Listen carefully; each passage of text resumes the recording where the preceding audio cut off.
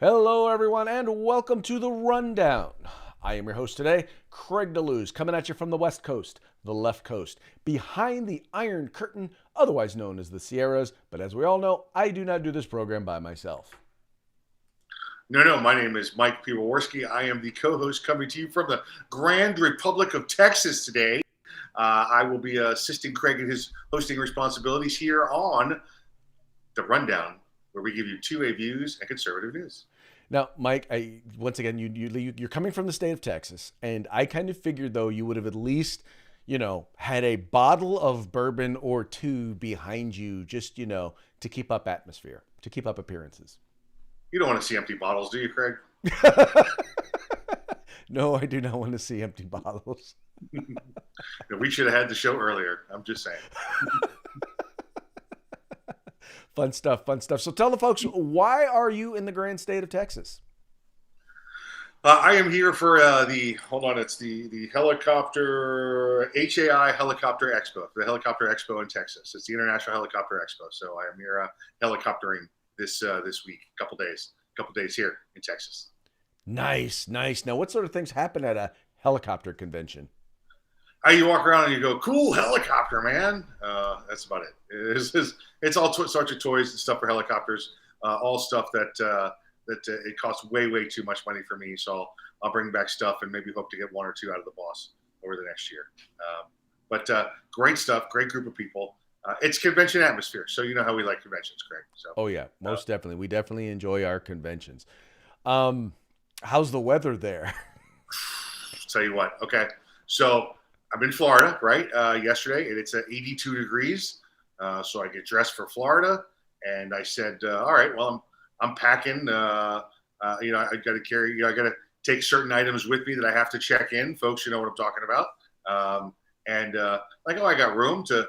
Should I grab a jacket or some long pants? Nah, it's good. It's Texas. It's 82 here. I get off the plane here, and it's 40 degrees. 40 degrees." And listen, literally all I have is like to put a second shirt on. That's all I have. I don't even have anything long sleeve, nothing, no long pants. And this morning when I went up to get to the show, it was 30 degrees. And I thought, well, you know what? I've still got a day and a half left here, and I've already seen half the show. I'll wait till it warms up around noon before I go to the show today. And so I waited till noon before going to the show today. What kind of temperatures is it getting up to during the day? Mid 60s, low 70s. So just like Florida, you gotta wait for the sun to come up and burn everything off. Right. So. Well, and that's pretty much about what the temps are here in California.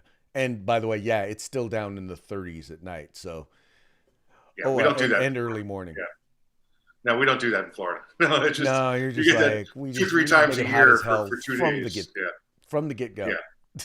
Well, we make it hot as hell and then slightly tolerable. That's kind of what we have, But remember, everything in Florida is air conditioned. They've even figured out how to air condition most of the outdoors. So yes, they have those misters. Yeah, exactly right. Yeah, the fans with the misters. That's a Florida thing. You might see that on the football and think, "Wow, those football guys, they really created a bunch of it." No, that's people walking across the parking lot in the supermarkets in Florida. Oh, dude, some of the new homes out there, the back patios with the screened in, they're screened in with the fanned misters. It's just it's impressive. It's impressive. Gave me some ideas for back here in Cali. Yeah. There you go. All right. So with that, one other thing that they have in Florida is something that I'd love to bring back to Cali is Captain Florida. That's right, Ron DeSantis. I got to tell you, he is more and more showing his ability to not just be right on policy, but his ability to be able to challenge narratives, false narratives in particular, has been more than impressive. Most recently, the state of Florida has passed a bill dealing with transgender LGBT education in our schools. Now, the media has dubbed this bill the "Don't Say Gay" bill, right? They've said it makes it so that you can't even say gay in public school. The misinformation on this bill is so bad that even the governor of California, and yeah, I know it's Gavin Newsom, but he, in his State of the State address, actually flat out lied and said that, yeah, in the state address, that, yeah, no, you can't even say, we have equity here and equality here for all people, and you can't even say gay in states like Florida in public schools. Well, yesterday, I don't know if it was yesterday, but it was the other day, Ron DeSantis was asked a question by a reporter. And this reporter was basically pushing a false narrative. And Captain Florida did not take too kindly to the misrepresentation of the legislation. Seven parental rights and education, what critics call the Don't Say Gay bill, is on the Senate floor. Does it say that in the bill? Know that you support. Does it say that in the bill? I'm asking you to tell me what's in the bill, because you are pushing false narratives. It doesn't matter what critics say. Hold on. It says it bans classroom instruction on sexual identity and gender orientation. For who? For grades pre-K through 3. So 5-year-olds, 6-year-olds, 7-year-olds. And the idea that you wouldn't be honest about that and tell people what it actually says, it's why people don't trust people like you, because you peddle false narratives. And so we disabuse you of those narratives. And we're going to make sure that parents are able to send their kid to kindergarten without having some of this stuff injected into their school curriculum. Right. So he made clear what the bill did, and if anybody actually ever bothered to, or I don't know, read the bill, they would know what the bill did. But, facts really don't matter to the media, especially when it comes to Captain Florida. No, definitely not, Craig. And we like to say that he has presidential chops, is what he's got. That's how he carries himself. Captain Florida. What a godsend we got from him, right? And I wish we could do like the old MTV celebrity death matches where I put my governor versus your governor. That would be a great little battle. We can watch that. We watch that happen. Newsom comes out with the lies, and here comes Captain Florida with the truth and his shield, and just takes him down. Dude, I would be rooting for your governor. I would. I'd be rooting for just about any governor over our governor, because he is a Nimrod who, he's a Nimrod. I'll just leave it at that. Yeah. Listen, it's good. It's refreshing to see, and again, we've been very blessed with him.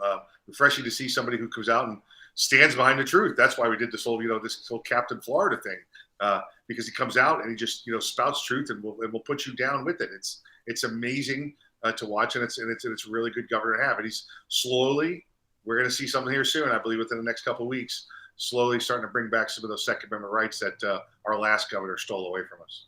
Well, Mike, it's important that we make sure that we encourage politicians, once again, to speak truth. And what I like about this particular case is, and where I think he has a strength that Donald Trump wasn't the strongest, was he didn't just accuse the dude of pushing a fake narrative.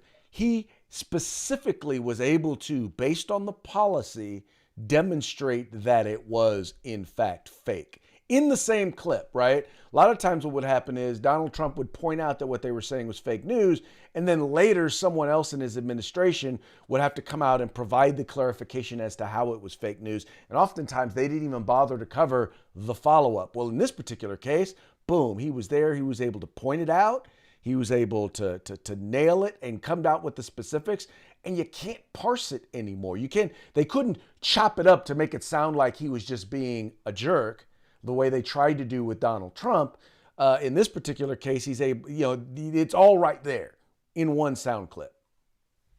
Well, remember, with the evolution of every new product, you get a little bit of improvement, right? So this is what you have here. This is the last version without the mean tweets, right? This is what you're seeing. So I think Captain Florida, Governor DeSantis, is going to make a great running mate for Donald Trump. Oh yeah, no, most definitely. And once again, you need somebody who can challenge the policy narrative. And what I also liked was, I get him being angry with them pushing the false narrative, and I like the attitude. Some people say, well, you know what, he shouldn't have that sort of attitude towards the media. Well, if the media is not doing their job in terms of making sure the facts are correct, if the media is buying into the left-wing narrative and not even challenging it, then they deserve to be treated with disdain. Listen, he's standing in a room full of It looked like people from the Farmers Association behind him is what it looked like. I'm sure flanked on both sides by members of the National Guard, probably people from the state law enforcement, and probably there's firemen, paramedics there also, because when you get to that group and you've got the governor there, you want first responders on standby. If any one of them in the room started to do their job and fail the way that reporter was, they would have been fired on the spot also. Right. Oh, most definitely. And so they deserve to be held accountable. Here's the thing. Right. If you don't want to be rebuked in front of national media, then maybe, like you said, you should do your job. Ask an appropriate question, not a loaded question, and do it based on the facts. And if you're going to push false narrative, don't be upset when someone comes at you. Because the reason for pushing the false narrative is to make Florida Republicans look bad. And we know that's their point. And so he turned around and made that reporter look bad. And so listen, the reporter came at him like this, trying to poke him in the eyes, and the governor gave him one of these, and then one of these. Exactly. That is exactly what happened. He went Three Stooges on him. It's just that quick. Oh yeah. No, and it was phenomenal. It was phenomenal to see, and looking forward to much more of that. Hopefully, once again, other Republicans are taking note. Yes, hopefully so. Hopefully so. All right, moving right along. There was a situation in the city of San Francisco where an officer was accused of, basically of assaulting an individual who he was arresting. There was an officer. He was called to a domestic violence call. He was called out. As he arrived, an individual was supposedly beating on his girlfriend. He then basically subdued this individual, eventually breaking both his wrist as well as his leg. Once again, he's trying to subdue an individual who is engaged in domestic violence. Well, he was accused of assault under the color of authority. It went to trial, and the San Francisco District Attorney, Mr. Chea Bodine, decided that he was going to basically prosecute him, and he went after him to the fullest extent of the law. Well, as it turns out, this individual was in fact acquitted on 3 of 4 counts. On 3 or 4 counts in which he was accused. On 3 or 4 counts in which he was accused. There you can see a picture of the individual with the broken leg and the broken hand, and there is the officer who administered justice, shall we say. Basically, this is the district attorney there in San Francisco decided, Mike, that he was going to go after this officer who, once again, quite frankly, was doing nothing more than his job. Here's the interesting thing. So in this case, the district attorney's office was accused of withholding evidence because there was an eyewitness who had saw this guy, who, by the way, turned out to be the person who called in the 911 call. They withheld the information on this eyewitness so that the defense couldn't actually question this individual. They should have gotten a mistrial, but they didn't. But they withheld evidence because they really wanted to convict this officer of saving a woman from being beaten by her boyfriend. What was the one charge he was acquitted? It was a charge of assault under the color of authority. They were deadlocked on that one. It's unknown whether or not the district attorney's office will. Okay, so he was not convicted of anything. He was acquitted on 3, and one charge was found unable to make a determination. Yes, sir. So let's see. Does he get his job back? Does the city give him his job back? Does the state or that state attorney's office there, your city district attorney, does he have to pay for his attorney's fees? Let's find out. I think, Craig, what we need to do, and we've talked about this before on here, when you have these malicious prosecutions that occur, I think the state attorney general or the Department of Justice should be able to come in and say, listen, that was a malicious prosecution. You're now being charged with a civil rights violation. You took this officer's rights away from him for how long? Because of a politically motivated prosecution. And I think that's what needs to happen. Well, and I think that under a right Department of Justice, like I still will continue to go back and say that we should have had, under Donald Trump, we should have had the Office of Civil Rights actually go out And look at cases like this. Look at instances when it comes to violations of individuals' Second Amendment rights. There really should be instances where they're going around and they're looking for the violations like this, because this was, as the defense attorney noted, this was a political prosecution. This was an anti-cop district attorney wanting to go after cops and tell them, yeah, no, you are not allowed to use force when doing your job. And I'm not for unnecessary force, but come on. I mean, dude was beating on his girlfriend, and this guy had to come in. This guy came in and basically saved her. Well, listen, and I'll say this. I don't know the particulars of this case, but if he's beaten on his girlfriend with a bat, the only force that should be used is the force necessary to subdue him. You don't take him out and break his leg because you're trying to get even for the girlfriend. That's breaking the law. But if this guy happened to fight and fall and come down the stairs and resisted, and his handcuffs broke his wrist because he continued to fight while it was going on, well, then that's just what happens. You should not be resisting. Well, exactly. And I'm sure that, once again, this is San Francisco.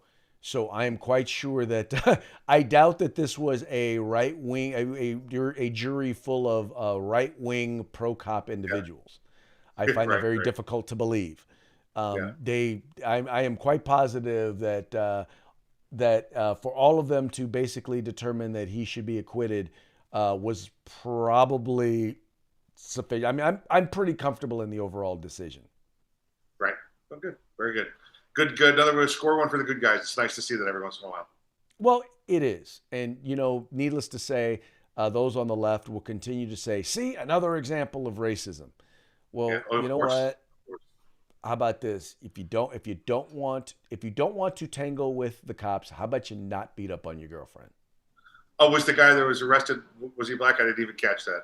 Yes. If you look, here, I'll go back up to the image. I know you showed the picture, but it's I'm on remote monitor in Texas, okay. So it's tiny from where I am. Yes, he is an African American gentleman. Of course. Gotcha. Calling him a gentleman is, you beat your woman, you're not a gentleman. Exactly right. Yeah. But the facts really don't matter in places like California, and that's because, well, that's because we can't read here in California. So there's an article that came out, there was a study that came out recently that noted a very interesting fact, and that is that California has the lowest literacy rate in the entire United States. Nearly 1 in 4 people over the age of 15 lack the skills to decipher the words in this sentence. That was the piece. That was kind of the lead. And this was actually from last week. That was one of the first sentences. It was hysterical. It says 77% of adults are considered mid to highly literate, according to nonpartisan data crunchers over at World Population Review. Now, in New Hampshire, they tend to be the highest, the most literate, with only about 5 out of 10 lacking English reading and writing skills. That means 95% of the people there are actually literate. Now, Mike, they go on in this article to blame lack of funding for education in California. Now, I'm a school board member. I've been a classroom teacher. Here's what I can tell you about school funding in California. First of all, they always look at it as a comparison to GDP. So how much you produce versus or how much you revenue people you earn versus how much you spend, right? What they don't include, and this is in California, we're one of the few states, if not the only state, that funds our facilities separate from the rest of education. But that money, that funding for facilities is not counted when they count these numbers. So when you look at it, we're actually probably about midway, probably in the 50th percentile of overall school funding. But dude, I'm like, it don't matter how much money you have. The ability to teaching kids how to read doesn't require a lot of money. It does not, but it does require some money. And when you instead take your money and put it towards social welfare programs because you're paying for millions of people that are not residents and sucking down on your system. And you have all the taxpayers in your state leaving and going somewhere else and taking their money with you. And then you cry that the feds won't give you enough money to perform the state tasks you should be providing on your own. That's just so typical. That's just so typical of what goes on in California, and why I here in Florida or in Texas, wherever I happen to be today, have to continue to pay for your failed education system. Greg, I think the most telling thing about this is when they wrote 1 in 4, they talked to the governor and he said, wow, that's almost half. Well, you know, Mike, the funny part is number one, in most school districts, federal funds account for less than 10% of their overall budget. So you can't blame federal funds or the lack thereof from being the issue. But you can when the state can't make up the other 90%, and they're asking the feds for more. Well, that's the point. Here's the thing: in California, when you count K-12 and higher education, about 53 to 54% of our state budget goes to education, right? And last night in the State Address, for example, here in the state of California, the governor was touting the fact that, oh yeah, we're going to spend $179 million more dollars in order to be able to hire police. So wait. I mean, you're increasing the budget for education by billions, tens of billions, right? When you add it all together. And yet you're only going to increase funding for law enforcement by not even a couple $100 million. And by the way, the number one issue that people are concerned about in the state of California, Mike, is crime. So they're going to put a little bit of money into criminal justice and criminal justice reform. And oh, by the way, our courts are just absolutely positively horrible, have been underfunded for decades, which is, by the way, the reason why lawsuits take so long here in the state of California.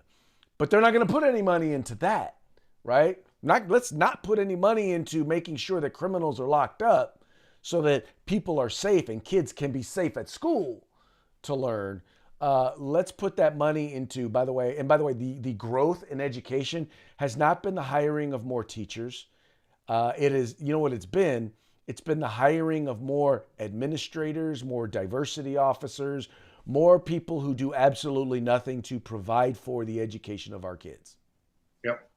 Yeah, there you go, Craig. There you go. And I see also that Newsom got the memo from the White House saying that you better put more money towards police, otherwise you're going to be voted out of existence with all the other Democrats.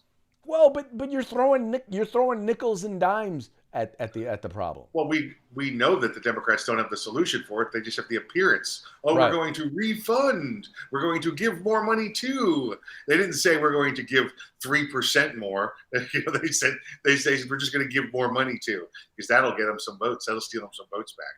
Well, I'm Mike, and I believe I don't remember if it was Los Angeles or New York, so I'll just throw that out there. But I remember there was one city, I'm pretty sure it was LA, that cut more money than that out of their budget for law enforcement. I believe LA cut like $250 million or something like that. I could be wrong. Once again, I could be wrong.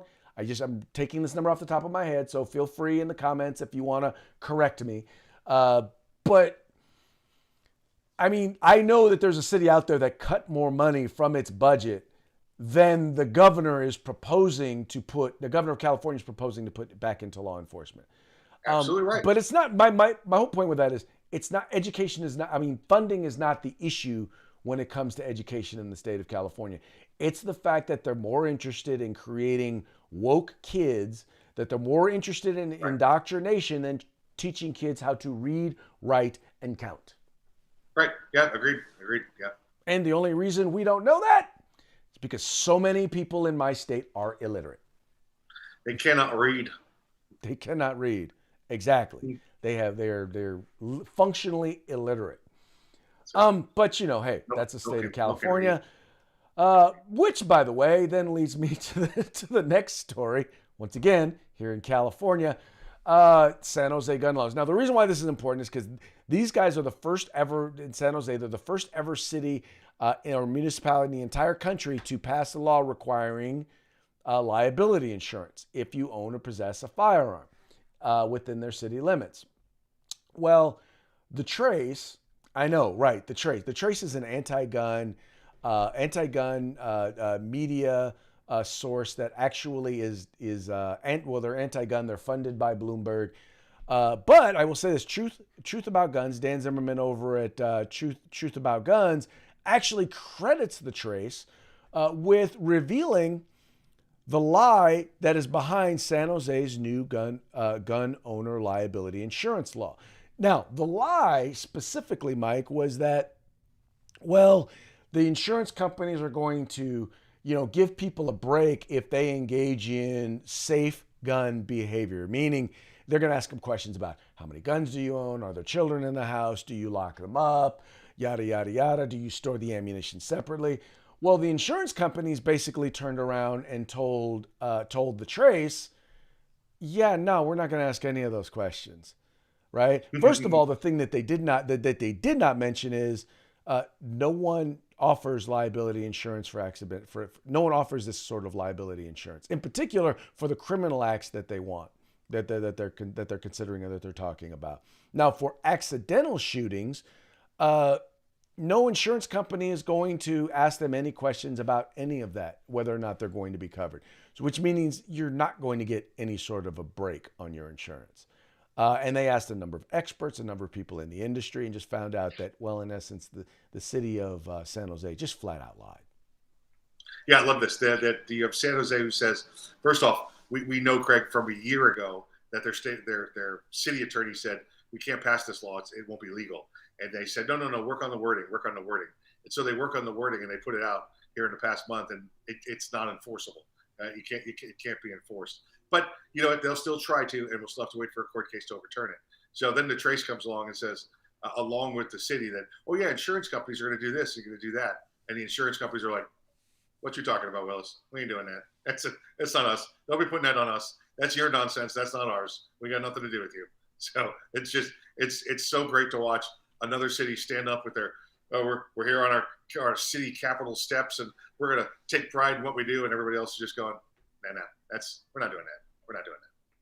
Well, and the stupid part about this particular law is, now, once again, the only thing that could be covered under a basic homeowner's policy or rent is accidental firearm discharges, right? Now, they tried to say that there was an average of 2 per year there in San Jose. Yeah. But they actually determined that there have been only 2 since 2015. Yeah. Right? So 2 since 2015. Let's see, 2 in 8 years. Is it just me, or is this a solution looking for a problem? Yeah. I don't even see how they could insure that, Craig. I think the most they could insure is the value of the firearm if stolen, just like any other piece of property. That's all they could do. It's just, there's no way it would hold up. There's absolutely no way it would hold up. Otherwise, it would be, you'd have to insure scissors in case somebody got cut. Well, you'd have to insure them. There is any other, if someone were to get injured accidentally on your property, it's basically the same thing, right? And they were to sue you, your homeowner's insurance policy would cover you for accidental injury if you have that sort of a rider on your policy. Correct, yeah. And that's all that basically. And that's always been covered. That's always been covered. Well, exactly. And that is exactly what folks from the insurance industry said. That's all that's right. Already. But what they're requiring, the city's requiring, is that you have insurance in case you use your firearm to defend yourself against a crime. Right. And the insurance companies have said, no, they were committing a crime. They're on their own. Yeah. Well, if they committed a crime, then you can't insure against an illegal act. And if they didn't commit a crime, why do they need liability insurance? Why do they need insurance? Exactly right. They shot someone in self-defense. That's right. Exactly right. Idiotic. But you know what? That is nothing new. And the way in which the media covers it, well, that also is nothing new, which kind of leads us to our one of our parting shots today. I know this is not the first time you've seen this one, Mike, but it pretty much sums up what the media is doing and what the media is saying. If you notice there, you got one guy attacking the other, but they focus the camera and focus the story in a way in which tells a completely other narrative. And I think that pretty much sums that up. What do you think? It does. You know what? And you and I have seen this picture before, Craig, and most of us have. Have you ever thought it odd, though, that there was a guy holding a knife in his foot? Well, he has pointy shoes. Look at his shoes. They're pointy shoes. Oh, okay. I got you. It's just pointy shoes. Okay. All right. Okay. Look, when this one came out, pointy shoes were in. Okay. That's how old that particular meme is. Very true. Very true. And Craig, before you get to the next parting shot, you owe me something, and you owe something to our fans. What do I owe? It's Hump Day, sir. Oh my! I completely and utterly forgot. It's Hump Day. Uh-oh. Mike. What day is it, Mike? Uh-oh. Mike. What day is it, Mike? It's Hump Day. Hump Day! Wow! I cannot believe that I forgot that. Made him wait till the very end. That's a made him teaser. Made him wait to the very end. You know, yes, those are the little things that tickle us. I'm sorry if it was a waste of your time to watch that. I apologize, but I was entertained, which, by the way, is the reason why we do this program, so that we can be entertained. So exactly right. Hope you're entertained right along with us. Informative and entertaining. That's our goal. Okay. So, by the way, we figured out a way in which to address the issue of, although I don't know that this is really going to work now, because now that both the White House and members of Congress are saying that we're going to ban the import of Russian oil. I guess this was the deal that he was working on to increase oil reserves here in the United States. His plan originally was to sell Alaska back to Russia, so that we can start drilling for oil there. There you go. 2 cents an acre. We're selling 2 back. cents an 2 acre. cents an Now, acre. for those of you who do not recognize the little logo there, that is the Babylon Bee. They are the kings of satirical news, and it's kind of funny because they are constantly either fact-checked or removed. I think they've lost their Facebook page because, once again, they publish satirical news, and anybody who reads them knows it is satirical news. They don't pretend to be real news or a real news source. But now here's the funny part, Mike. There's a lot of stuff that they put in there that I got to tell you, looks like it would come straight out of normal headlines, because the ridiculous has become reality amongst the Democratic Party in this nation. And they have printed some stuff that has ended up true before. Trying to get the laugh and get the ha-ha, and then all of a sudden, a month later, you're like, didn't we bag on that a month ago? Yeah. Okay, it's real now. It's real now. It is now real. Okay, Mikey, it's about that time for us to give a shout out to our sponsors. Say hello to our little friends at Guerrilla Machining, Grid Defense, and of course, the California Republican Assembly. Welcome all, welcome one, welcome everyone to the Rundown. Yes, folks. Hey, do me a favor. Visit them. Their links are in the description to this video. Go there. Tell them that the guys over at the Rundown sent you. Also, encourage you to tune in. You can follow us a multitude of ways. We're on multiple channels on YouTube, multiple channels on Facebook. We are on Rumble. You can find us on OpsLens. That is the spot to watch us. So you can watch us right there on your TV if you watch us on OpsLens. And once again, feel free to encourage your friends to do the same. This is the place where you're going to hear about 2A views and conservative news from, you know what, from your perspective, from the average guy's perspective.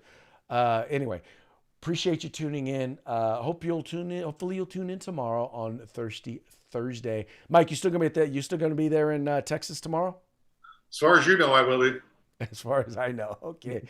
Yeah, I won't even dig into that one. All right, folks. Keep the cover we will story holler going. at you tomorrow. You guys take care.